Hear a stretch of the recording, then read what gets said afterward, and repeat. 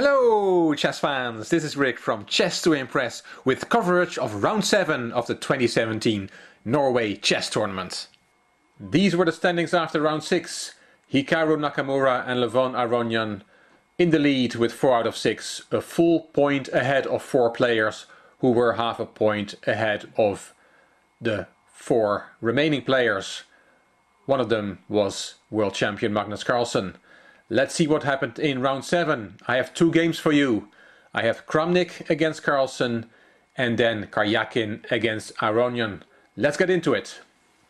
This is the position after 19 bishop e3 in Vladimir Kramnik against Magnus Carlsen.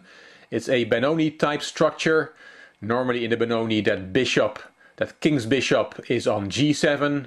Here it is on a7, but the pawn structure is the same. White has a pawn majority in the center, and black has those pawns on b5 and c5. Carlsen played bishop b6, and Kramnik said afterwards that if black plays it slowly he might get into trouble. He said that he might be able to mate black here, and he gave the following variation. If Carlsen had played queen c7, of course he wants to play c4, so he has to protect the bishop first. But then Kramnik would have played queen d2, and after c4 he was planning bishop takes h6, g takes h6, queen takes h6, and he said that he might be able to checkmate black here with moves like knight g5 and knight h5 and e5. All those moves are coming. The computer says it's not checkmate, but in a practical game this looks very attractive for white. But Carlsen played bishop b6, the rooks were traded on a8 and b4. Carlsen cannot take on b4, that c-pawn is pinned, so he played queen a7, queen a1 from Kramnik, and very quickly Carlsen played queen c7, missing white's response. Carlsen said afterwards he should have played rook a8, and that seems indeed the correct move. Queen takes a7, rook takes a7, and Kramnik gave a long variation in which he thought he would win a piece in the end. I will quickly show you. B takes c5, bishop takes c5, bishop takes c5, d takes c5, and then e5, then knight takes d5 and e6, bishop back to e8, knight e4, f takes e6, and knight d6. And Kramnik said that he thought that he would win a piece here, but when he showed his variation he suddenly saw bishop f7, which saves black. So it looked that Carlsen was right when he said that he should have played rook a8 instead of the move that he played queen c7. Because he had completely missed Kramnik's reply, bishop takes h6. If you take that bishop, there's queen takes f6 with a winning attack for white. The computer is on +5. Carlsen played c takes b4. And Kramnik played bishop takes g7. He said of course he can protect the bishop on c2 with rook c1, but he had calculated that taking on g7 was stronger. Carlsen took on c2, Kramnik took on f6, and here Carlsen took on f2 with the queen. There's a very beautiful variation if he had taken with the bishop. King h2, and if the bishop takes the rook, there is bishop h6, threatening checkmate, queen c3 only move, and then e5, and it's checkmate on g7. Carlsen took with the queen on f2, king h2, and bishop d8. Here Kramnik had to calculate and took on d6. If Carlsen now takes on g7, then Kramnik takes on d7 with an advantage, a big advantage. Instead, Carlsen played knight h4 with a checkmate threat on g2. Kramnik took on h4, bishop takes, and knight h5. And Carlsen had also missed that move. He confessed after the game. Knight h5 is a very strong move. Of course, Kramnik could not have played queen h6 with a checkmate threat, because then he gets checkmated himself. Bishop takes g3 check, king h1, and queen takes e1 checkmate. But after knight h5, white is better. Black cannot take on e1, because then there is queen h6, threatening queen h8 mate, and f6 or f5 are the only moves. Then bishop takes f6, bishop takes f6, queen g6 check, king f8, queen takes f6, king g8, and queen g7 is checkmate, just to show one checkmate variation. So Carlsen could not take the rook on e1. He played bishop takes h3, threatening checkmate on g2. Rook g1, strong move. And now queen h6 is again a very big threat for white. So Carlsen played bishop g5 to protect the h6 square.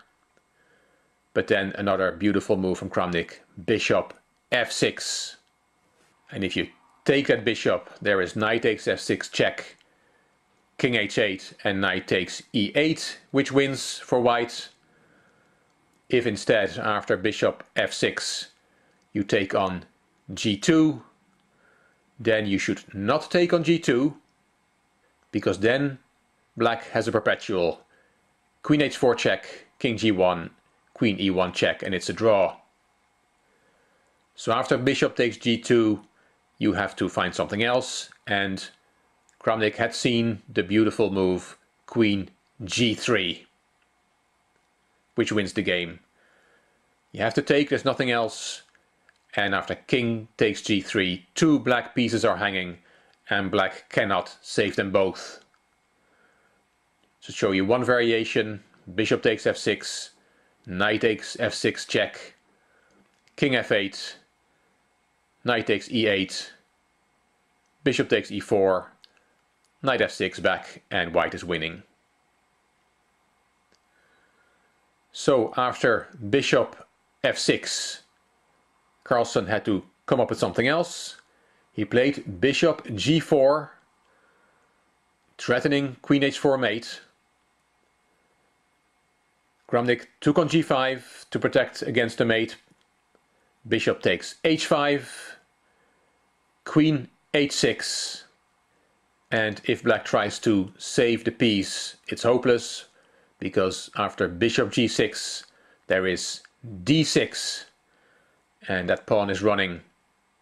If you try to stop the pawn with queen d4 and try to stop the mate at the same time, then there is d7.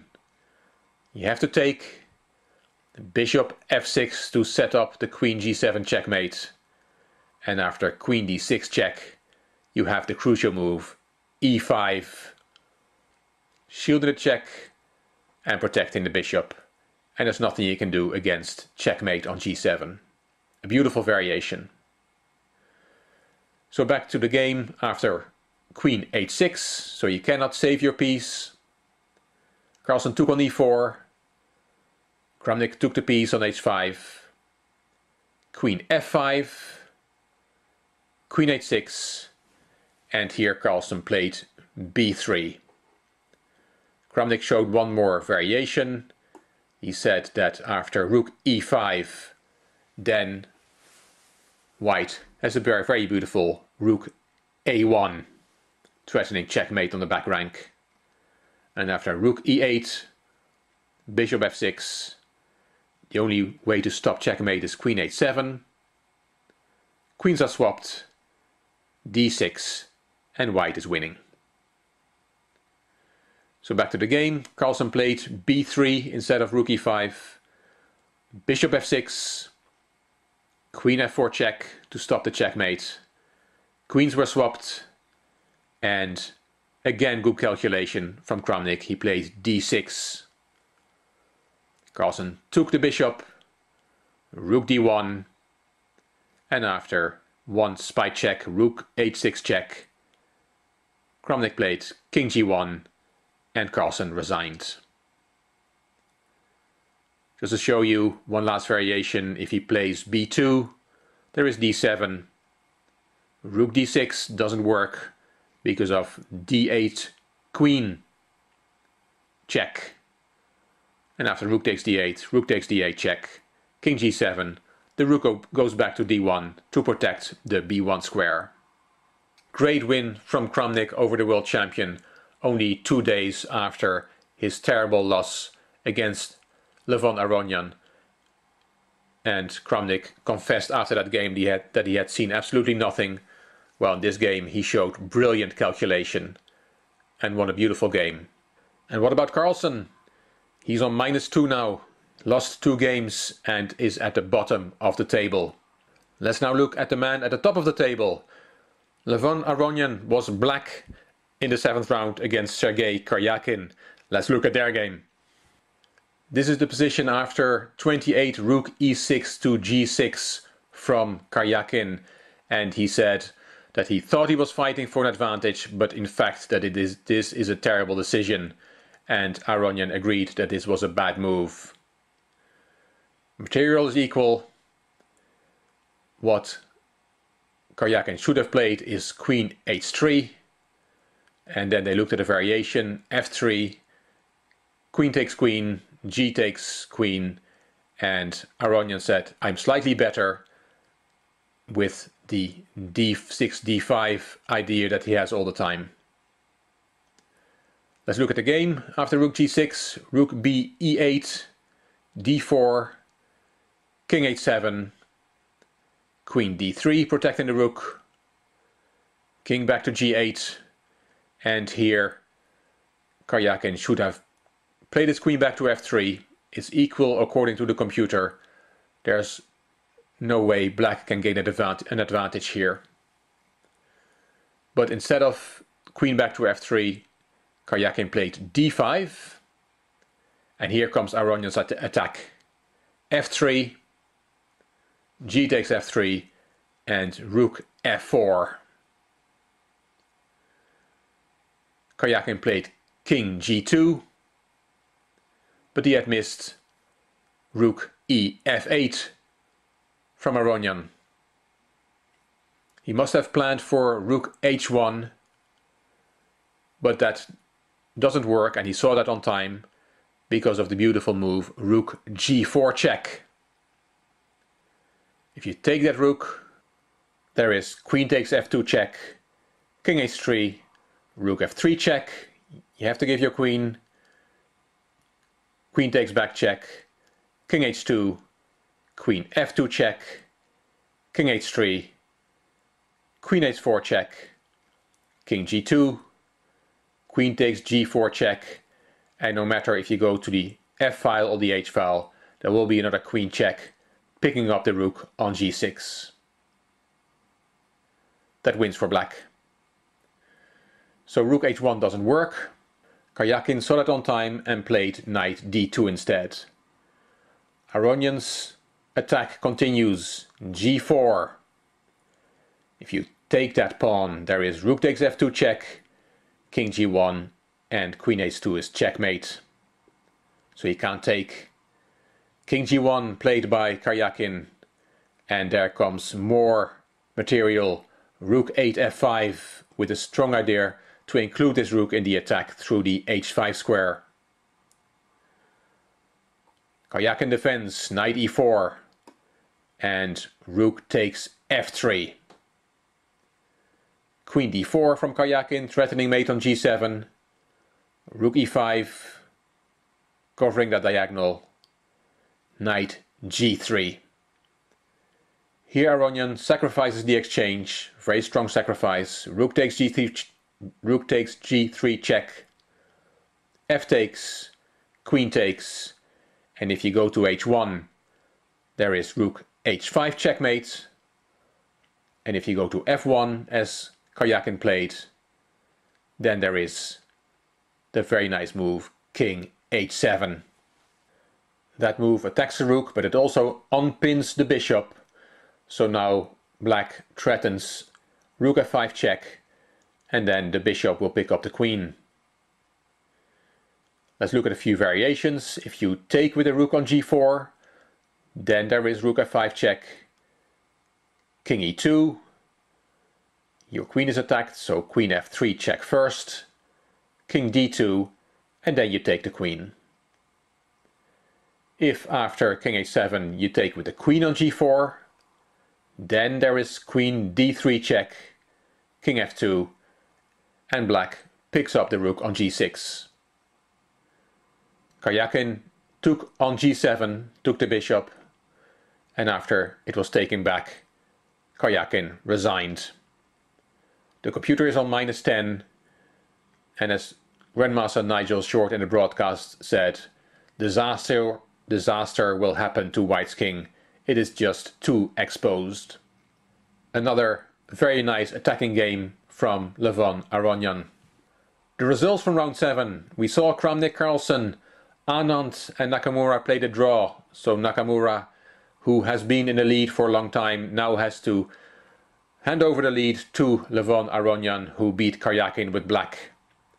So and Caruana was the last game to finish, ended in a draw, and Anish Giri beat Maxime Vachier-Lagrave with the black pieces. It was an exciting round 7, and these are the standings. Karjakin-Aronian takes the lead by himself now with 5 out of 7. +3 in such a field is very, very impressive. Hikaru Nakamura only half a point behind. Kramnik and Giri on a plus score. Wesley So has played 7 draws. Karjakin, Caruana and Anand are on -1. And at the bottom we see the world champion together with Vachier-Lagrave on -2. Round 8 will be played on Thursday, the 15th of June, and I will be here after the round to tell you what happened. Hope you liked the video. If you did, please give it a thumbs up, please subscribe, and I'm looking forward to your comments. If you liked the video, it would be great if you could share it on YouTube. You also may want to check out my Chess to Progress channel. The link is in the description box. And also in the description box is the playlist of Norway Chess 2017. This is Rick from Chess to Impress. Thank you very much for watching.